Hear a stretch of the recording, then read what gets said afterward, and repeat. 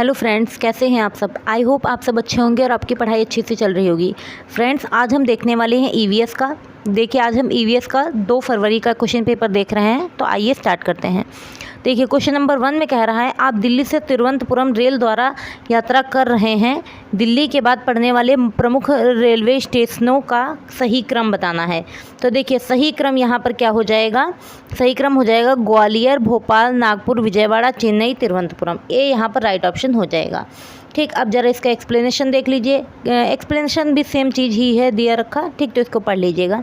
Question number 2 में देखिए, कह रहा है, कल्पना कीजिए कि आप अपने विद्यार्थियों के साथ विद्यालय में अचानक भूकंप आ जाता है। भूकंप के दौरान आप किन सुरक्षा उपायों का पालन करेंगे।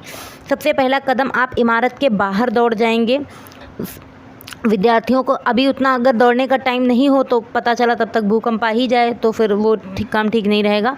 बी ऑप्शन कह रहा है, विद्यार्थियों को भूकंप संबंधी ड्रिल अभ्यास करवाएंगे। अभ्यास करवाने का भी तब टाइम नहीं रहता, डेस्क या मेज के नीचे बैठ जाएंगे। ये राइट ऑप्शन हो जाएगा।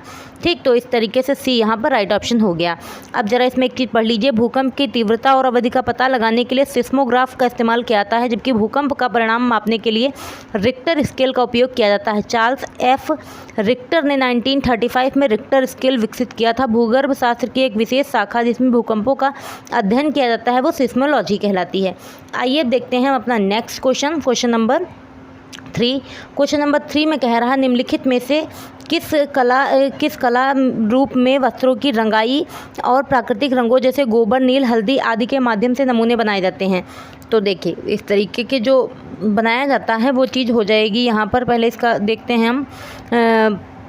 एक्सप्लेनेशन कह रहा है, कलमकारी कला के रूप में वस्त्रों की रंगाई और प्राकृतिक रंगों जैसे गोबर, नील, हल्दी आदि के माध्यम से नमूने बनाना शामिल है। यह दक्षिण भारत के आंध्र प्रदेश में प्रचलित हस्तकला निर्मित कला है। यह चित्रकला सूती व कपड़े पर रंगीन ब्लॉक की सहायता से बनाई जाती है। कला मुख्यतः भारत और ईरान में प्रचलित है। भारत में कलमकारी के मुख्यतः 2 रूप विकसित हैं। प्रथम है मछलीपट्टनम कलमकारी एवं द्वितीय श्रीकला हस्त कलमकारी। आंध्र प्रदेश। मधुबनी चित्रकला बिहार में प्रसिद्ध है। वर्ली महाराष्ट्र और प्रसिद्ध है। फुलकारी जो है पंजाब क्षेत्र, हरियाणा क्षेत्र में फेमस है।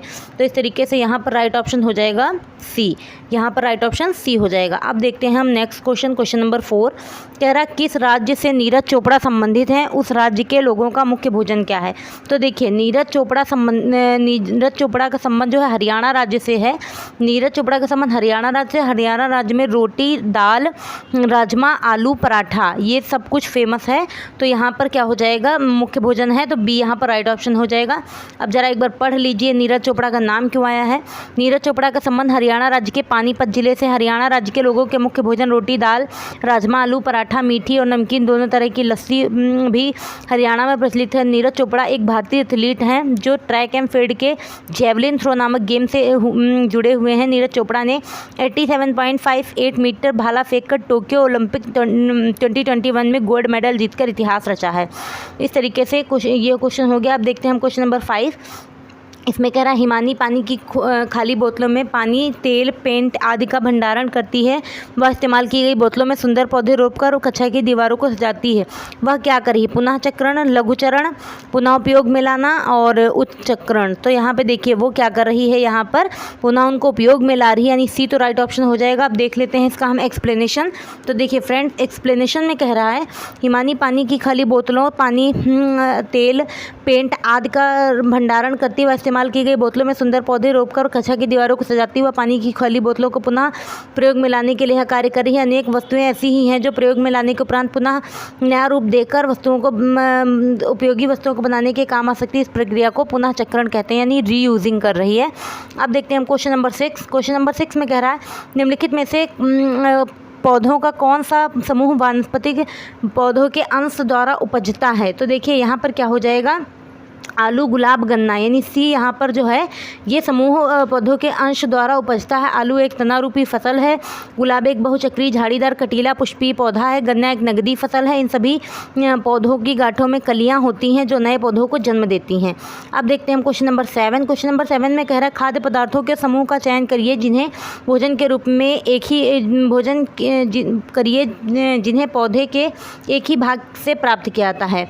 तो देखिए, एक ही भाग से जो प्राप्त किया जाता है सेब, आलू, टमाटर, गन्ना, पालक, अदरक, गन्ना, गाजर, गन्ना, आलू, अदरक, कमल, डंठल। तो यहाँ पर सी ऑप्शन हो जाएगा। आप ज़रा इसका एक्सप्लेनेशन पढ़ लीजिए। गन्ना, आलू, अदरक और कमल, डंठल पौधे के तने स्टेम से प्राप्त होने वाली फसल है। हालांकि गन्ना एक नगदी फसल है। आलू, अदरक, गन्ना संशोधित तनों के कायिक प्रवर्धन से प्राप्त होने वाली फसल है। इन सभी की गांठों में कलियाँ होती हैं जो नए पौधों को जन्म देती हैं। अब देखते हैं क्वेश्चन नंबर 8 कह रहा है ए बी के अभिभावक हैं। ए जो है वो बी के अभिभावक हैं, बी सी के पिता हैं, डी बी की पत्नी है, डी और ए के बीच संबंध बताना है। तो देखिए सबसे आप पहले आप प्रतीक रख लीजिए। स्त्री के लिए आप क्या बनाएंगे और पुरुष के लिए क्या बनाएंगे? पति पत्नी के लिए ये संबंध रहेगा और पीढ़ी अंतराल यानी एरो से दर्शाएंगे। तो अब इसका हम सबसे पहले एक डायग्राम बनाएंगे। तो देखिए डायग्राम बनाना ज़रूरी रहता है। इसका अगर आप डायग्राम बना लेंगे तो ईजिली सॉल्व हो जाता है।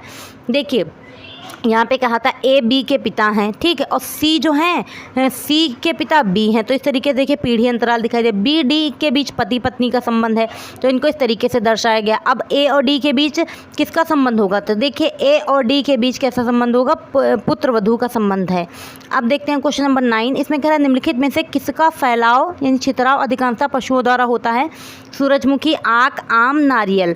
तो यहाँ पर देखिए आम का सबसे ज़्यादा छितराव पशुओं द्वारा होता है। आम का बीज जानवरों के फर पर आम का बीज जानवरों के फर पर पकड़ते हैं और अपने मूल पौधों से दूर विभिन्न स्थानों पर ले जाते हैं। खजूर, समुद्री अंगूर, आम और टमाटर ऐसे पौधे के कुछ उदाहरण हैं जिनके बीज जानवरों द्वारा बिखरे हुए होते हैं। हवा द्वारा बीज का फैलाव उन पौधों में देखा जाता है जिनमें बहुत हल्के बीज होते हैं। आर्किड के बीज पौधे के बीज, सिंहपर्णी, स्वान के पौधे, कपास, आक के पेड़ के बीज की हवा से फैल जाते हैं। इस तरीके से एक्सप्लेनेशन बहुत अच्छे से पढ़िएगा, उससे बहुत ज़्यादा हेल्प मिलती है। अब देखिए नेक्स्ट क्वेश्चन में कह रहा है चिड़ियों के उस समूह की पहचान कीजिए जो अपने भोजन संबंधी आदतों के आधार पर एक दूसरे से समानता रखती है। तो देखिए तोता, मोर, कबूतर, तोता, कौवा, उल्लू, उल्लू बाज, चील। तो यहाँ पर देखिए उल्लू बाज चील जो है एक दूसरे से सभी समानता रखते हैं। अब देखते हैं इसको हम एक्सप्लेनेशन भी एक बार पढ़ लेते हैं। कह रहा उल्लू बाज चील यह सभी पौधे जो भोजन के संबंधी आदतों के आधार पर एक दूसरे से समानता रखते हैं। यह तीनों मांसभक्षी चिड़ियों के अंतर्गत आते हैं। चील, उल्लू बाज, मोर यह पक्षी चूहों, सांप, छिपकलियों, छोटी छोटी चिड़ियों को खाते हैं, जबकि तोता फल खाता है। कबूतर मुख्यतः मक्का, बाजरा, फल, रोटी और बीज खाते हैं। इस तरीके से इसको हमने देख लिया। अब देखते हैं क्वेश्चन नंबर 11। कह रहा प्राथमिक स्कूल के अध्यापिका नीना अपने विद्यार्थियों के साथ पर्यावरण अध्ययन की कक्षा में विभिन्न क्षेत्रों में मनाए जाने वाले फसलों की कटाई से संबंधित त्योहारों पर चर्चा करती है। उसके द्वारा उल्लिखित फसलों की कटाई से संबंधित त्योहारों का समूह का चयन कीजिए। तो देखिए बिहू, बैसाखी, मकर संक्रांति, लोहड़ी, गणेश चतुर्थी, होली, करवा, पोंगल, दिवाली, ईद, गुड़ी पड़वा, नवरात्रा, गुरुपुरब। तो देखिए बिहू, बैसाखी और मकर संक्रांति, लोहड़ी ये सभी जो हैं फसल की कटाई पर त्यौहार मनाए जाते हैं। यहाँ पे ए राइट ऑप्शन हो जाएगा। अब जरा इसका एक्सप्लेनेशन देख लीजिए। यहाँ पे कह रहा है प्राथमिक स्कूल की अध्यापिका नीना अपने विद्यार्थियों के साथ पर्यावरण अध्ययन की कक्षा में विभिन्न क्षेत्रों में मनाए जाने वाले फसलों की कटाई से संबंधित त्योहारों पर चर्चा करती है। उसके द्वारा उल्लिखित फसलों की कटाई से संबंधित प्रमुख त्योहार हैं। देखिए बिहू मनाया जाता है असम में, बैसाखी पंजाब में, मकर संक्रांति उत्तर भारत में, लोहड़ी पंजाब में मनाई जाती है। अब देखते हैं हम क्वेश्चन नंबर 12। कह रहा आप पश्चिमी घाट के पर्वतीय स्थलों के भ्रमण पर जाना चाहते हैं। आप स्थलों के किस समूह का चयन करेंगे? बेंगलुरु, गांधीनगर, गोवा, मुंबई, ऊटी, पुणे, विशाखापट्टनम, भुवनेश्वर, पुरी और या फिर महाबलेश्वर, मन्नार, ऊटी। तो अगर आप पश्चिमी घाट के पर्वतीय स्थलों पर जाना चाहते हैं तो आपको महाबलेश्वर, मन्नार और ऊटी जाना चाहिए, यानी डी यहाँ पे राइट ऑप्शन हो जाएगा। अब देख लेते हैं इसका हम एक बार एक्सप्लेनेशन। तो देखिए महाबलेश्वर यह भारत के महाराष्ट्र राज्य के सतारा जिले में स्थित है। यह पश्चिमी घाट के रमणीय वातावरण से घिरा एक हिल स्टेशन और पर्यावरण केंद्र भी है। मन्नार यह केरल राज्य के इडुक्की जिले में स्थित है। ऊटी यह पश्चिमी घाट पर तमिलनाडु राज्य में स्थित एक प्रमुख पर्यटन स्थल है। अब देखिए पश्चिमी घाट के उत्तरी तट, जो पश्चिमी घाट है उसके उत्तरी तट को कोंकण तट कहते हैं। पश्चिमी घाट के उत्तरी तट को देखिए कोंकण तट कहते हैं। पश्चिमी घाट के दक्षिणी भाग को मालाबार तट कहते हैं। पश्चिमी घाट को सह्याद्री के रूप में भी जाना जाता है। अब देखते हैं क्वेश्चन नंबर 13। इसमें कह रहा है निम्नलिखित में से कौन सा जोड़ा सही है? तो देखिए, रोज़ यानी गुलाब जो है वृक्ष है, गुलाब वृक्ष, करेला बेल, गुलाब जड़ी बूटी या फिर करेला झाड़ी। तो यहाँ पर देखिए जो सही हमसे पूछा है तो करेला जो है एक बेल होती है। तो देखिए करेला एक यह लता बेल के अंतर्गत आता है। दिए गए अन्य विकल्प सभी असंगत हैं। और मटर, खीरा, करेला ये आरोही लता के उदाहरण होते हैं। इनको आप अच्छे से समझ लीजिए, याद कर लीजिएगा। अगला क्वेश्चन नंबर 14 कह रहा है निम्नलिखित में से कौन सा जानवर गाय, भैंस और भेड़ का सबसे निकटतम संबंधी है? तो यहाँ पे देखिए मनुष्य, बिल्ली, कुत्ता, बकरी। तो अब यहाँ पर देख लेते हैं हम जल्दी से। तो देखिए यहाँ पे क्या हो जाएगा, बकरी एक ऐसा दुधारू जानवर है जो गाय, भैंस, बकरी जो है एक ऐसा दुधारू जानवर है जो गाय, भैंस, भेड़ का सबसे निकटतम संबंधी है, क्योंकि ये सभी पालतू जानवर और इनकी समानता लगभग एक जैसी कृषि कार्य है। तो इनके गोबर का उपयोग किया जाता है या इन सभी जानवरों के दुग्ध का उपयोग मानव अपने दैनिक जीवन में करता है। इन सभी जानवरों का भोजन लगभग एक समान होता है। इस प्रकार कहा जा सकता है कि डी जो है विकल्प सही है। तो यहाँ पे डी राइट ऑप्शन हो जाएगा। एक्सप्लेनेशन जरूर पढ़ा कीजिए, उससे आपकी कई सारी चीज़ें क्लियर हो जाती हैं। अब देखिए क्वेश्चन नंबर 15 में कह रहा है निम्नलिखित में से कौन सी विशेषता साइबेरियन सारस की नहीं है? तो यहाँ पे कह रहा है वे शीत जलवायु में प्रवेश करते हैं, वे गर्म स्थानों पर प्रजनन करते हैं, वे अपने आवासों से अलग से अकेले रहते हैं, वे गंभीर रूप से खतरे में हैं, उनकी संख्या बहुत कम है। तो देखिए साइबेरियन सारस अपने आवास से अकेले रहते हैं, साइबेरियन सारस की विशेषता नहीं है। साइबेरियन सारस शीत जलवायु में प्रवास करते हैं, वे गर्म स्थानों पर प्रजनन करते हैं, वे गंभीर रूप से खतरे में हैं या उनकी संख्या बहुत कम हो रही है। तीनों साइबेरियन सारस की विशेषता है। साइबेरियस क्रेन एक लुप्तप्राय प्रवासी पक्षी है। इनकी आबादी पश्चिमी एवं पूर्वी रूप में आर्कटिक टुंड्रा प्रदेश में मिलती। साइबेरियन सारस राजस्थान के केवलादेव नेशनल पार्क में रहते हैं। इसे 1971 में संरक्षित अभयारण्य घोषित किया गया था। तो फ्रेंड्स इस तरीके से हमने आज के वीडियो में 15 क्वेश्चंस देख लिए। यहाँ पर देखिए क्या हो जाएगा, आपका राइट ऑप्शन सी हो जाएगा। अब देखिए फ्रेंड्स आज के वीडियो में जो हम क्वेश्चन पेपर 2 तारीख का कर रहे थे, 2 फरवरी का, उसके 15 क्वेश्चंस हो गए हैं ईवीएस के। इसके नेक्स्ट जो 15 क्वेश्चंस हैं वो लेकर आएंगे हम अपने अगले वीडियो में। तब तक के लिए हमारे वीडियो पढ़ते रहिए, अच्छे से देखते रहिए। अगर आपको हमारे वीडियो अच्छे लग रहे हैं, हेल्पफुल लग रहे हैं, तो प्लीज़ हमारे चैनल को सब्सक्राइब कर लीजिएगा, लाइक, शेयर एंड कमेंट कीजिएगा। Thank you.